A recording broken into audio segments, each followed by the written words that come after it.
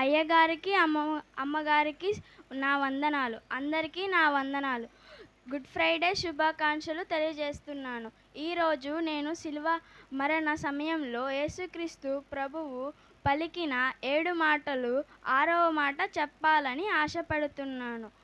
6వ మాట ఏదనగా యోహాను సువార్త 19వ అధ్యాయము 30వ వచనంలో యేసు ఆ చిరక పచ్చుకొని సమస్తమైనదని చెప్పి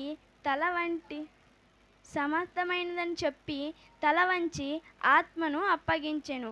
ఈ వాక్యంలో యేసు సమస్తమైనదని పలికెను. లూకా 22వ అధ్యాయము 38వ వచనంలో అనగా యేసయ్య ఎందుకు ఈ లోకానికి దిగివచ్చాడో ఆ పని మరియు ఈ శిలువ శ్రమలను, యాతనలు మరియు ధర్మశాస్త్రమును ఆయన శిలువలో ముగించెను గనుక సమస్తమైనదని పలికెను. రోమా 8వ అధ్యాయము 2వ వచనంలో ధర్మశాస్త్రం దానినేమి చేయలేకపోయిందో ఆయన దానిని చేసెను. అలాగే ప్రధాన యాజకులు సంవత్సరముకొకసారి ప్రజలందరి కొరకు మాటికి అదే బలులను అర్పించుచుస్తారు. యేసయ్య ఒకసారి ఈ పని చేసి ఒక బలి అర్పించి తనను తాను బలిగా దేవునికి అప్పగించుకొని ఈ పని చేసి దీనికి ముగించెను.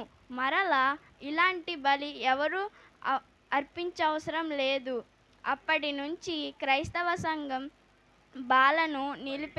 బలిని నిలిపివేసింది. పాత నిబంధనను నిలిపివేసి కొత్త నిబంధనను ప్రారంభించింది. ఇక ఆత్మ సంబంధమైన బలి దేవునికి అర్పించాలి. అలాంటి కృప దేవునికి మనకు అనుగ్రహించును గాక. ఆమేన్. ఈ